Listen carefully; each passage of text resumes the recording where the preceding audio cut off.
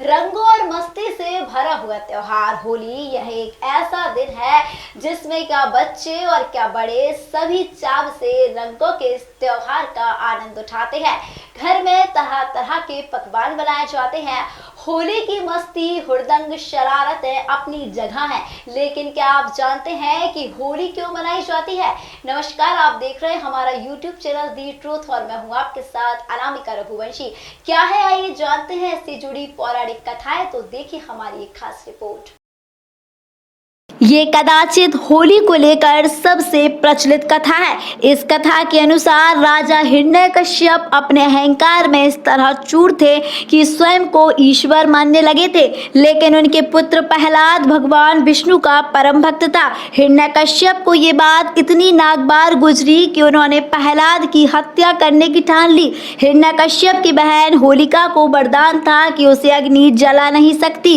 हिरण्यकश्यप के कहने पर प्रहलाद को होलिका अग्नि में बैठ जाती है, लेकिन भगवान विष्णु की कृपा से उनका भक्त प्रहलाद बच जाता है और होलिका भस्म हो जाती है। ये घटना फाल्गुन पूर्णिमा के दिन हुई थी। मान्यता है कि तभी से होली का उत्सव मनाया जा रहा है और होलिका दहन किया जाने लगा है। अब हम बात करेंगे राक्षसी ढूंढी की क्या कहानी है, तो देखिए हमारी एक खास रिपोर्ट। पौराणिक काल में माना जाता है कि पृथु नाम के एक राजा हुआ करते थे। उनके राज्य में ढूंढी नाम की राक्षसी हुई करती थी जो बच्चों को मार देती थी। ढूंढी को मारना लगभग असंभव था, क्योंकि उसे वरदान प्राप्त था कि उसे किसी अस्त्र शस्त्र से नहीं मारा जा सकता था। उसी समय राजा पृथु के राजपुरोहितों ने राक्षसी को मारने का एक अनोखा उपाय बताया। उपाय के अनुसार बच्चों ने फाल्गुन पूर्णिमा के दिन लकड़ियां एकत्रित कर उन्हें प्रज्वलित किया।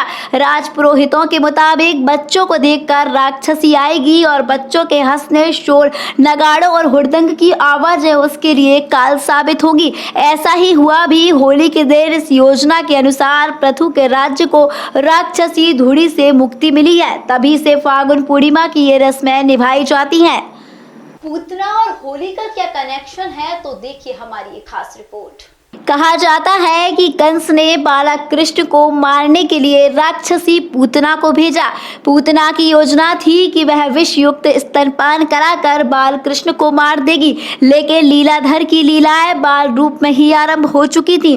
बालक कृष्ण पूर्णतः सुरक्षित रहे और पूतना मृत्यु को प्राप्त हुई। ये दिन फाल्गुन पूर्णिमा का था। इसी दिन कृष्ण के बचने की खुशी में लोगों ने रंगों के साथ जश्न मनाया, जो एक परंपरा बन गया। कामदेव को भस्म करने की रोचक कथा क्या है, तो देखिए हमारी एक खास रिपोर्ट। पौराणिक कथा के अनुसार प्राचीन काल में तारकासुर नाम का एक राक्षस था, जिसके अत्याचारों से देव काफी परेशान थे। एक वरदान के अनुसार तारकासुर का अंत भगवान शिव और पार्वती की संतान ही कर सकती थी, लेकिन भगवान शिव तो अनंत तपस्या में लीन थे और उनकी तपस्या खत्म होने तक उनका पार्वती से विवाह होना और पुत्र की उत्पत्ति मुमकिन नहीं थी। ऐसे में कामदेव ने भगवान शिव की तपस्या भंग की और नाराज शिव भगवान ने कामदेव को भस्म कर दिया। कामदेव की पत्नी रति ने अपने पति के लिए भगवान शिव से गुहार लगाई और उन्हें पूरी बात समझाई। रति की गुहार सुनकर शिव भगवान ने कामदेव को फिर से जीवित कर दिया। ये फाल्गुन पूर्णिमा का दिन था और इसी के बाद से इस दिन को होली के रूप में मनाया जाने लगा। माना जाता है बाद में शिव के पुत्र भगवान कार्तिक ने तारकासुर का वध कर देवों को उसके अत्याचार से मुक्ति दिलवाई। Holi is the festival of love and togetherness. Enjoy the day to the fullest. Wishing you a happy Holi. फिलहाल हमारे इस खास कार्यक्रम में इतना ही। देखते रहिए दी ट्रूथ। नमस्कार।